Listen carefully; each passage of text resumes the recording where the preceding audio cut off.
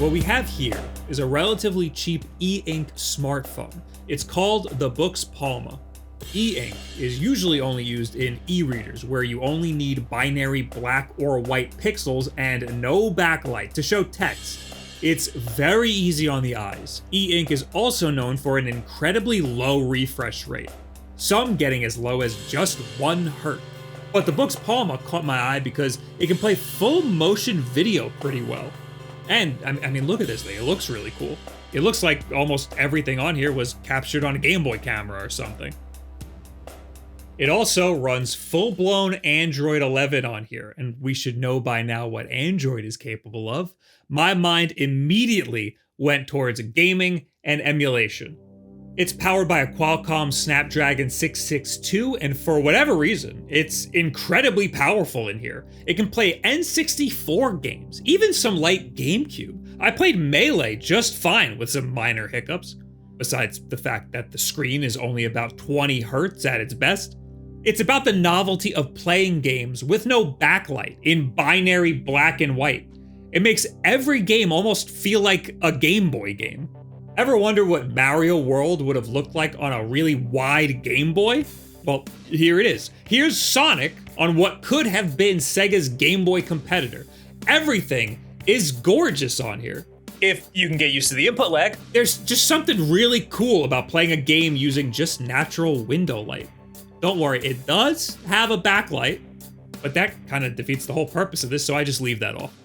I like this thing way more than I have any right to with how many limitations it has. It takes a little bit of setting up before we get the games looking on here the way that they do. But before we get into all that, I'm gonna have to tell you about Factor, baby. This video is sponsored by it! Kind of, because last week's video was sponsored by Factor, and what happened was YouTube deleted the whole description of the video. And I didn't notice for 4 days. So I gotta do this one. Factor's a meal service is ready to go. Meals takes 2 minutes to make them. They're very quick and easy to do. They're always in your fridge ready to go. They're always fresh, never frozen. All you have to do is heat it and enjoy. Skip the grocery store prep work and cooking fatigue. Instead, get chef-curated, dietitian-approved meals delivered right to your door. And they've even got smoothies. They've got juices. They've got wellness shots. What don't they have? I'll tell you what they do have. A unique link, factor75.com/yahungry50. You'll know it because I say it all the time. If YouTube deletes this description, you'll know where to go. I like to put my Factor in the oven. It takes 7 minutes, but if you're in a real hurry, you could just do 2 minutes of microwave, easy peasy. Sometimes I forget to eat. I'm a very skinny man. Having Factor in the fridge ready to go is a lot easier for me. I don't have to think about mealtime. I don't like to think at all. Try it for yourself. What's the URL? I swear I put it. Factor75.com/yahungry50. Everyone knows it. And use code yahungry50. Get 50% off your first Factor box and 20% off of your next meal.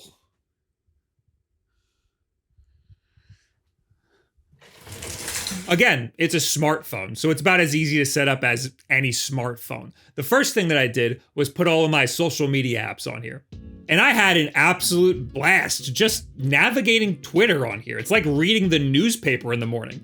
TikTok also just looks wild on here. It adapts full color pretty well. There are some contrast adjustments, but I just sort of left everything on the default for the most part.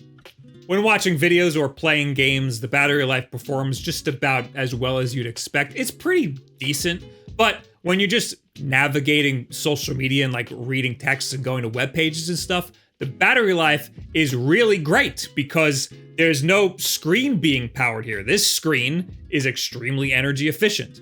There is a camera on here, but no camera app, believe it or not. It has a document scanner app. This document scanner app takes pretty cool looking pictures, but they save as PDFs with full color, which is a shame because I want to share what this looks like. I want it as the bi-color image, not this shitty full color one. It's about the size of my iPhone 15 Pro Max without the camera bump. The whole unit feels well made, but it is extremely light and plasticky. E-ink screens usually don't have any glass, so this is kind of just a hunk of plastic all the way around. I wouldn't consider this a bad thing. It still feels premium. Also, the Boox Palma, as far as smartphones go, is pretty cheap. It's only $280, and they have it on Amazon, and I'll link that in the description below. But I got it from the Boox website itself because it came in a bundle that came with the folio case and this regular old case that will come in handy later. After using this as a social media machine for a day, I did the usual. I got RetroArch, Mupen, Dolphin, Citra, and I'm using Daijisho as the emulation front end. So I can navigate all my ROMs and have them load into each individual emulation app.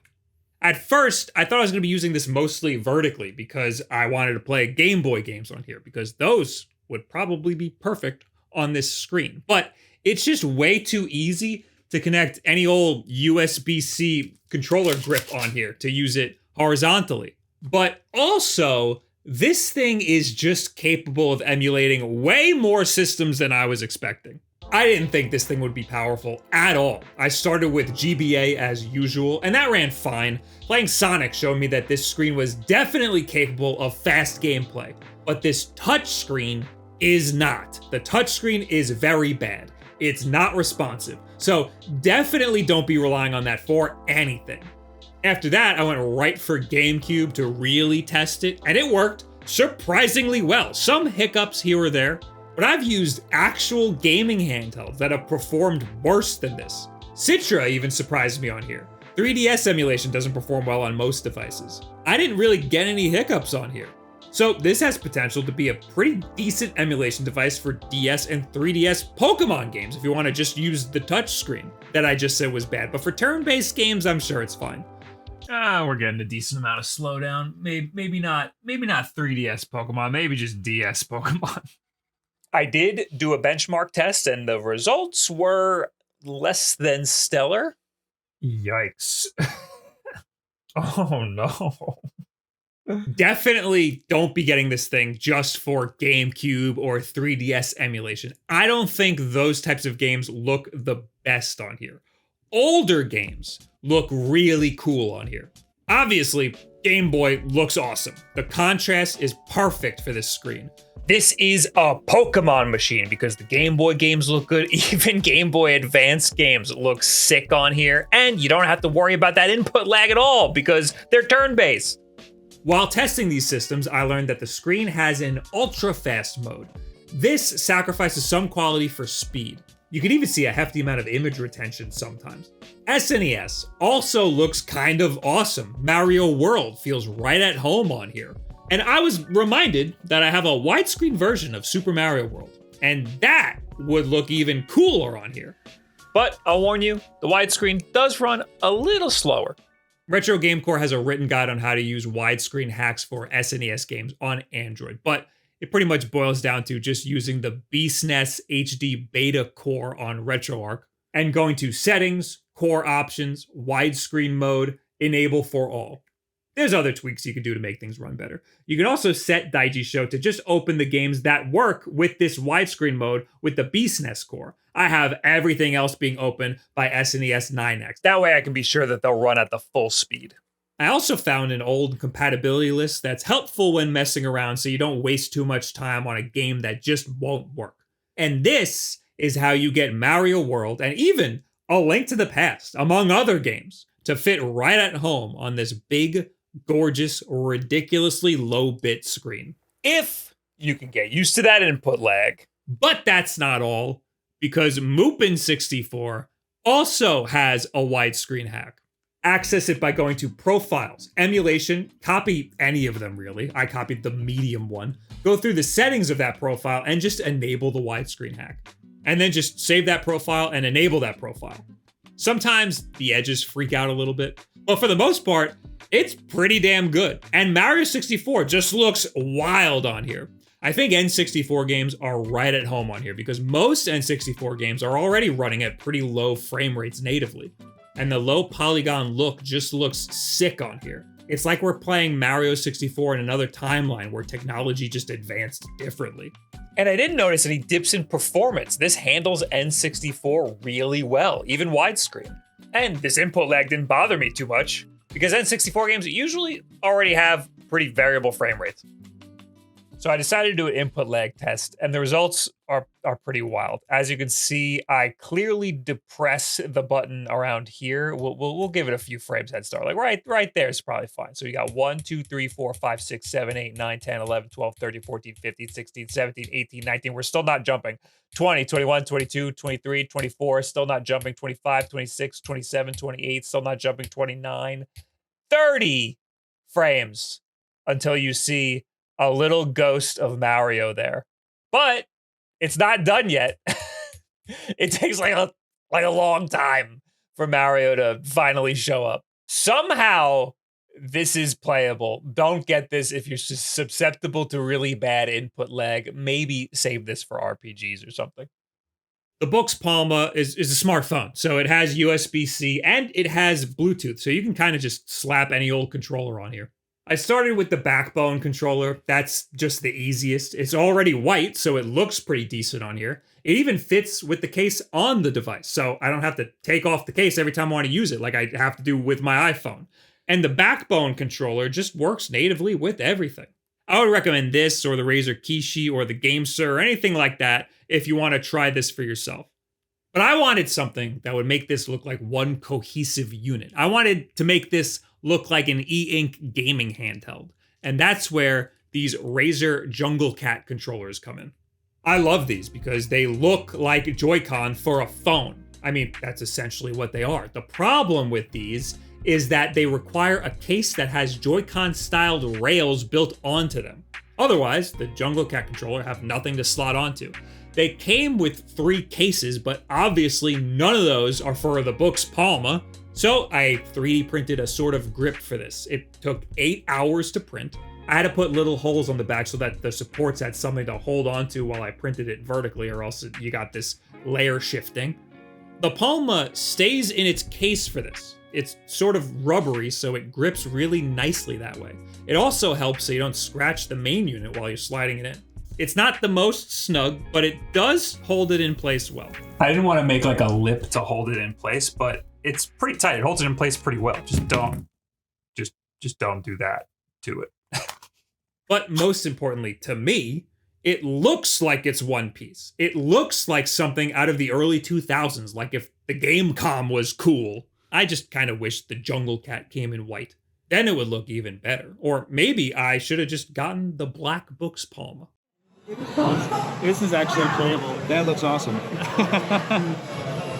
Actually playable is a glowing review. Yeah. It just makes me feel like something's like we're just like breaking through like the Matrix a little bit. Right. It's like it's almost like it's like just on paper, right? Right. It's like the refresh rate is not the issue. It's not input lag. It's the refresh rate. Like I have to predict where Mario is going to be. It's too much. Like That looks awesome. yeah. I would play Pokemon Blue like this. I don't think I would play any other. That looks awesome. It's like, yeah, I bet the Game Boy Advance versions of that Pokemon HD is super good too. Damn, look at that. Oh yeah. That looks sick. Some of these B-roll shots might look a little weird because I'm color grading a lot of these B-roll shots to really emphasize the black and white look. This is just how I like to have fun. Just let me have fun. This is still kind of a lot to be spending on something you're just going to use as an emulation device. $300 plus whatever controller you're going to be getting. And on top of all of that, the refresh rate is bad. It's only 2 colors. The touchscreen is very slow. But I do have a decent amount of screen time just like laying on the couch on the phone. Lately, I've just been doing that on here. It's way easier on the eyes and I feel less bad about it. I would never recommend just getting this solely for games. I love it because of how different it is. Things have gotten boring lately with every device just being a thin rectangle. Even retro handhelds. There are just too damn many of them right now. But how many of them can make all of your games look like this? Finally, a whole new spin on the games that we love. So what do you guys think about the Boox Palma? Everybody that I've been showing this to is like, whoa, that's crazy. I'm also sure that it's way different seeing it in person than it would be on camera. But if you've used e-ink before, you know what it looks like. Just imagine a full motion video playing on it. Anyway, leave it in the comments below, at me on Twitter, any and all of this other social media garbage. Thank you, Factor, for sponsoring, and I'm sorry about last week. Come over to twitch.tv/WolffDen sometime. We stream me messing around with stuff like this. Most likely the next stream and video will be the Anbernic RG35XXSP. That's a lot of letters I just threw at you. So make sure you're subscribed if you want to see that. That's the most important thing you could do to help support this channel. Turn on the bell if you want to make sure you're notified when every single one of these videos goes up. And share this video with a friend who plays a lot of retro games and would think that this looks cool. Thank you very much. Have yourself a good week.